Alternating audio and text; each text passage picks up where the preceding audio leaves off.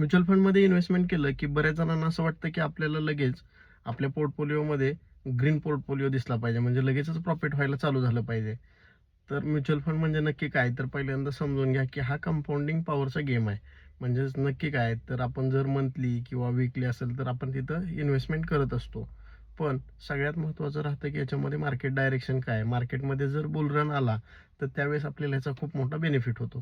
तुम्ही जर एस-आय-पीमध्ये इन्व्हेस्टमेंट करताय आणि लगेचच तुम्हाला प्रॉफिट नाही दिसलं, तरी न घाबरता त्याच्यामध्ये ॲव्हरेज करत राहणं किंवा त्याच्यामध्ये खरेदी करत राहणं हेच खरं लाँग टर्मचं सक्सेस आहे. जसे तुम्ही फंड चॉईस करताय किंवा तुमचं काही गोल असेल, ते ह्याच्यावर डिपेंडवरती आपण काय करत असतो, तर फंड सिलेक्शन करत असतो. म्हणजे कोणाकडं 10 वर्षाचा वेळ आहे, कोणाकडं 20 वर्षाचा वेळ आहे, कोणाकडं 5 वर्षाचा वेळ आहे.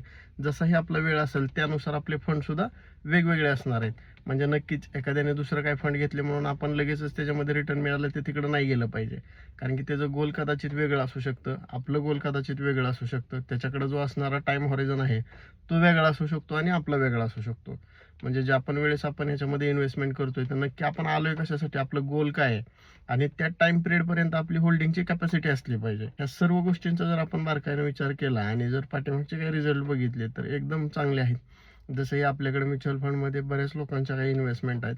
ज्या लोकांचे इन्व्हेस्टमेंट 2.5-3 वर्षापासून आहेत, तर त्यांची कन्सिस्टन्सी मार्केटमध्ये क्रॅश आलं तरी आता आपल्याला काय तिथे होतंय, तर प्रॉफिट बघायला मिळते. ते एस-आय-पीमध्ये लगेचच प्रॉफिटचे आकडे बघण्यापेक्षा आपल्या इन्व्हेस्टमेंटवरती भर द्या. आणि जे पण तुम्ही इन्व्हेस्टमेंट करताय, तर ही सगळ्यात फ्री कॅश फ्लो असला पाहिजे. म्हणजे जेणेकरून लगेचच ती तुम्ही काढून कुठेतरी इमर्जन्सीला वापरलाय असं करू नका. कारण की इमर्जन्सीचा फंड हा वेगळा असला पाहिजे. तुम्ही जे सेव्हिंग करताय तो फंड वेगळा असला पाहिजे. अनदर तुम्हाला जर ह्याच्यातला अजून काही गायडन्स पाहिजे असेल, तर नक्कीच आम्हाला DM करा.